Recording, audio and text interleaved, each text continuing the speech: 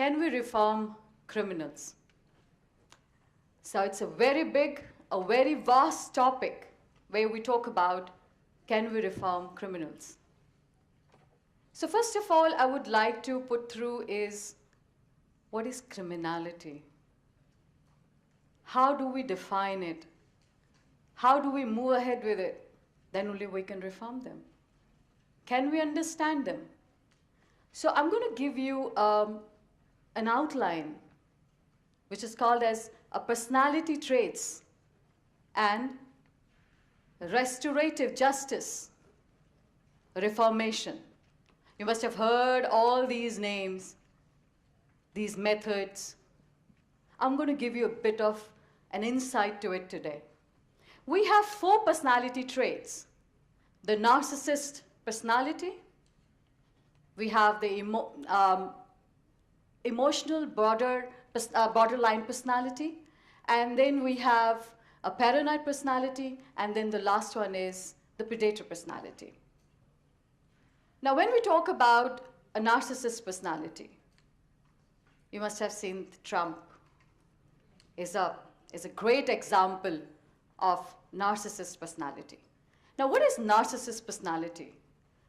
It is that personality where it is all about whatever I have to do, it will be all me.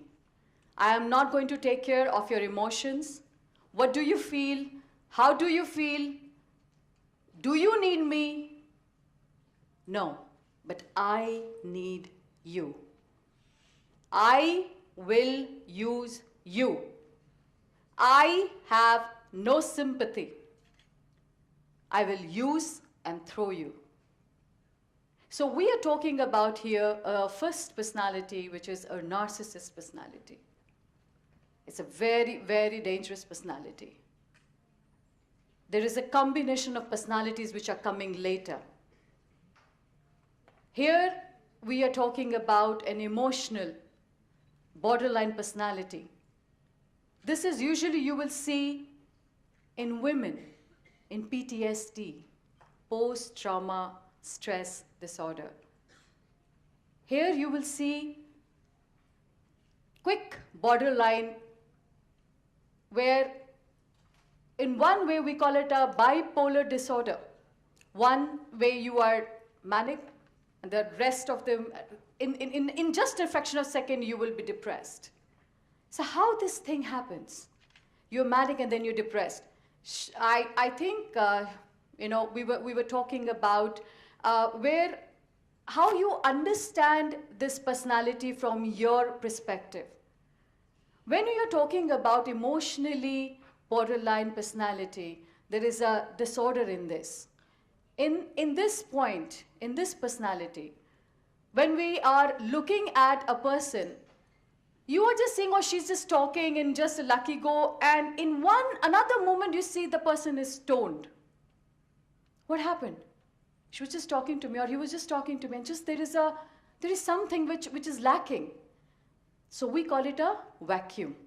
So they will use you in that vacuum and create your baby, puppy. Oh, she's mine. Oh, he's mine. Suffocation. You will be suffocated to death. Why? Because here, these personalities, they jump as a parasite. They stick on with you. So remember, we have a narcissist where they are a controlling, a dominant, and then we have an emotionally unstable personality where they don't understand what's happening with them. They're manic and depressive, and they move ahead. They cling on you. And you will see these kind of personalities within you. And everybody, human being, everybody has these 4 personalities present in them. We can, right now, we can associate, relate ourselves. The third I'm going to bring is the paranoid personality. Now, what is this paranoid personality which we're talking about? In paranoid personality, you will see that it is something related to, this is mine. Picking up the phone, You must have heard, because there's a lot of cases I have. Domestic violence. In domestic violence, you see, whom are you talking? Is this your phone? He's gone to the bath, she's gone to the bath. Quickly pick up the phone and you start looking around. Something is wrong here. You're not trusting that person at all.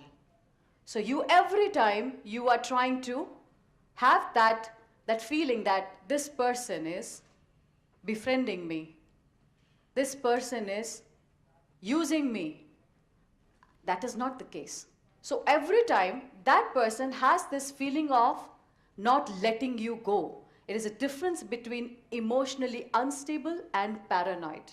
So where there is a paranoid, that every time that person will keep on looking at you in a very different way. Oh, you're wearing this dress. So you're going out for a date? Oh, you're going out with that person? Nothing is like this. Oh, you slept with that person. From where did you getting all these thoughts? So that person is totally paranoid. That person has some kind of a strategy in his mind, and it is there, it is fixed. And it is revolving around it. This kind of behavior you will see in the people who have this cult feeling, right? So they stick on to something and then they just don't want to let it go because they believe that faith is there. Whatever I am saying today is true because I'm paranoid. Because I know it's right. Whatever I say, it's the deadline. I will not listen to you. I will not listen to anybody. Why? Because I know it's true. You will not tell me it's wrong. I know it's true. You are cheating me and I will kill you. I will kill you. And in paranoid, they become violent. You just go and stop them, they will put you to death. They will. So don't question them. The last is the predator. So who is the predators? You see rapists, serial killers, murderers. These come in these groups. Predators are the prey. The predators are the one who are hunters, who search. They sneak in the night. They look for everything. They look for the right time. They prey on you. So the predators are the one who come in the last. Now there are times when you will see in one person the combinations. This is a spectrum. I can be emotionally unstable personality because I'm not narcissist, I'm not paranoid, and I'm not a predator. Yes, I can be manic and depressive at times. So you will be relating yourself somewhere, but there are combinations also. I can have a combination of narcissism, paranoid, and predator. So just imagine a person who has a combination of narcissism and a predator. What do you say? Do you think it's lethal? It is. Just imagine it is only two. What if I give you the third one? Paranoid with it. What if I give you fourth? An emotionally unstable. That is when we call a sting. The criminal mind is working. So where these spectrums, when everybody has a spectrum, till then it is not harmful to you, it's okay. We are on all borderlines. Narcissism is there, right? And you must have seen a lot of people around who like boss. Remember, your bosses, they are somewhere around like narcissists. On a lighter note.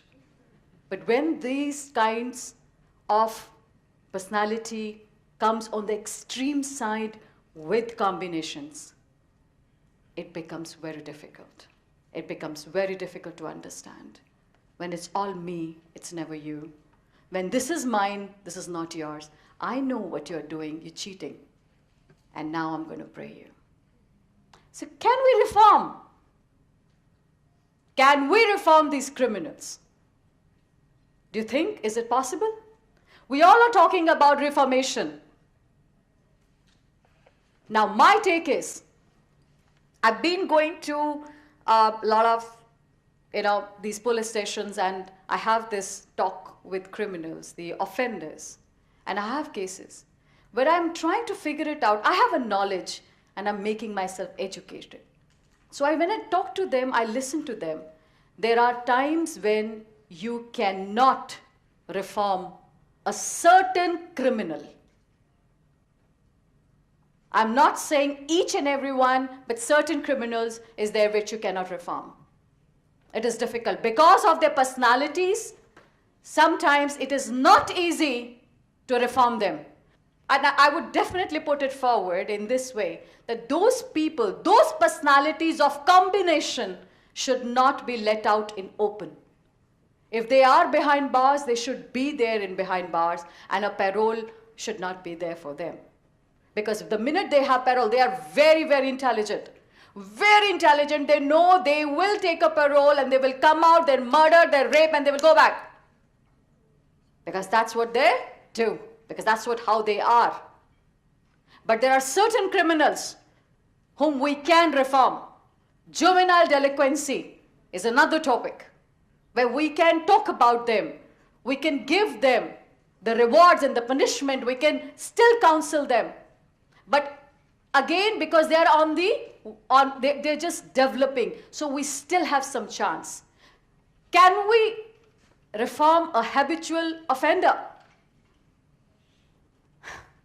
No, it's very difficult. No, it's very difficult. A habitual offender is a very difficult task. A first-time offender, yes. Now, before I put this, I would even put it together. Why not let's try on restorative justice? I'm a victimologist also. So I'm going to put forward this with them. Let's start with restorative justice. Now, what is restorative justice? I'm talking about this habitual offender or a first-time offender. It is called as a meeting between the victim and the offender. Now, what is restorative? Restorative is bringing back where they were before. A closure. Trying to give them a closure. The incident has been happened, the trauma has been happened, there is a conviction also, but now you need to move on in life.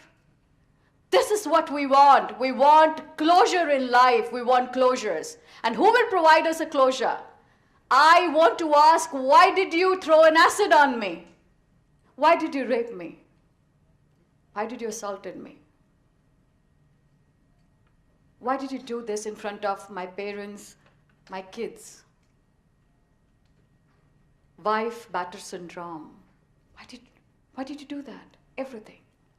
That's the time when we need this kind of a thing. We need counselors, we need psychologists, we need psychiatrists to sit in between the professionals so that when this dialogue is happening, sometimes there is time that maybe there is a change of heart in the offender. Because when he sees, because we are not able to tell them, they don't see what the victim has gone through. Let's put it through a victimological rights forward. You are not only raping a victim, a girl, you're raping the whole family. You're killing the whole family. I've seen people. Father raping a small child, their own child.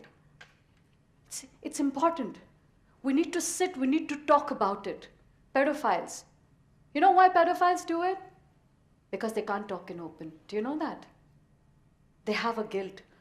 One offender who has a guilt. What we have to do is, we need guilt. We have to make them understand, this is what you have done is wrong. Look at the victim. Look at the family. Can you bring it back? This guilt, that feeling of sadness, that feeling of that I have done something wrong with you. It can be momentary, but we need to try. So this is called as a closure. At least the victim gets the answer. Why did you do it? At least she sees something. Like here are state fights. Victim doesn't even know what's happening in the court. Nobody knows. She wants to ask questions. There is no compensation properly. Nothing.